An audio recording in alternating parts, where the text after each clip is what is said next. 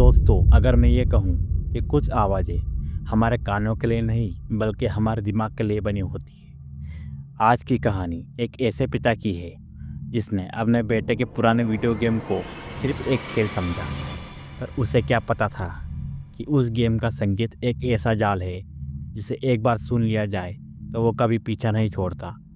इस वीडियो को अंत तक देखिएगा, क्योंकि जो अंत में होने वाला है वो शायद आपको आज रात सोने ना दे।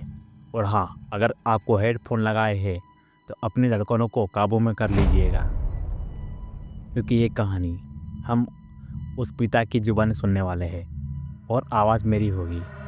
तो वीडियो पूरा देखना। मैं खुद को एक कुल पिता मानता था। मेरा बेटा भी सीधा साधा है। स्कूल से आकर बस अपने कमरे में हेडफोन लगाकर गेम खेलता रहता। एक शाम जब मैं उसके कमरे के पास से गुजरा तो मुझे उस गेम का संगीत थोड़ा अलग लगा। हाँ, कोई जोशीला या खुशी वाला म्यूजिक नहीं था, बल्कि उसमें एक अजीब सी उदासी और भारीपन था। मैंने उससे पूछा कि ये कौन सा गेम है, तो उसने बिना मुड़े बस इतना कहा, पुराना गेम है पापा। मुझे लगा शायद पुराने समय के ग्राफिक और म्यूजिक ऐसे ही बोरिंग होते होंगे, लेकिन उस रात जब मैं पानी पीने उठा तो नज़ारा कुछ और ही था। बेटा बिस्तर पर बैठा था, कंप्यूटर बंद था, हेडफोन गले में लटके थे, लेकिन वो वहीं अजीब सी धुन गुनगुना रहा था। जैसे ही मैंने उसे आवाज़ दी वो पूरी तरह चौंक गया।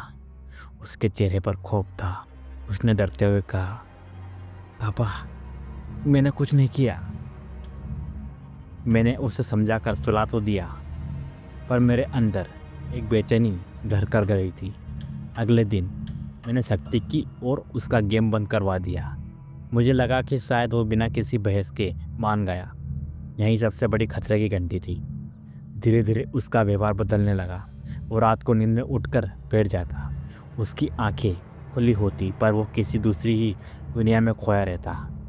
वो धुन अब उसके दिमाग में बस चुकी थी। बिना हेडफोन और बिना गेम के भी वो उसे गुनगुनाता था।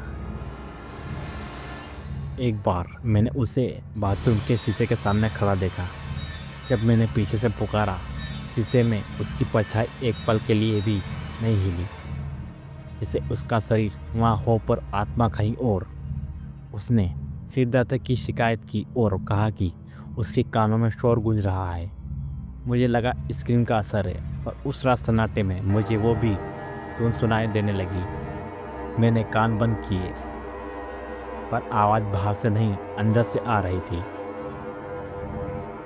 सच्चाई जानने के लिए मैंने वही किया जो मुझे नहीं करना चाहिए था। जब बेटा सो गया, मैंने उसके हेडफोन लगाए और वो गेम शुरू किया।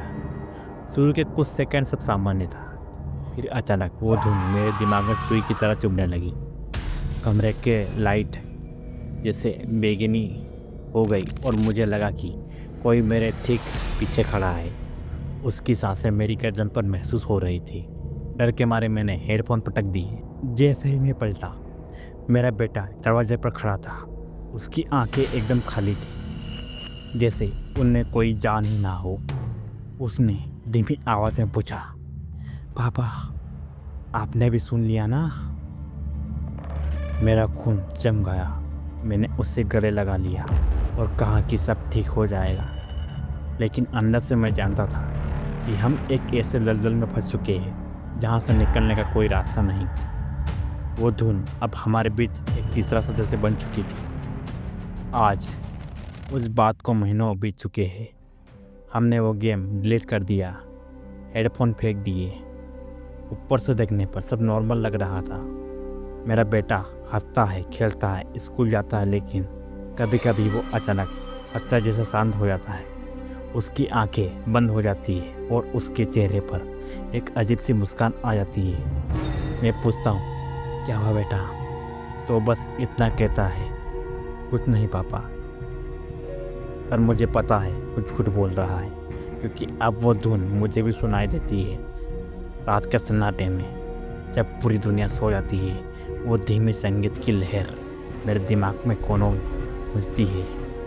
गेम नहीं है, बिजली नहीं है, फिर भी वो आवाज़ें। याद रखिए, कुछ दरवाजे एक बार खुल जाए तो कभी बंद नहीं होते। और अगर आप अभी भी ये वीडियो एयरफोन पर लगाकर देख रहे हैं तो ज़रा गौर से सुनिएगा। क्या आपको भी पीछे से कोई धुन सुनाई दे रही है? तो दोस्तों, ये थी आज की कहानी। क्या आपके साथ भी कुछ ऐसा हुआ है? कोई आवाज़ आपके पीछे पड़ गई हो? हमें कमेंट करके ज़रूर बताइए। और अगली बार जब आप कोई पुराना गेम खेलें, अपने हेडफोन की आवाज़ ज़रा धीमी रखिएगा। अगर आपको ये कहानी पसंद आई हो तो लाइक करें और चैनल को सब्सक्राइब करना ना भूलें। मिलते हैं अगली डरावनी दास्तान के साथ। तब तक के लिए संभल कर रहे। Goodbye, thanks for watching.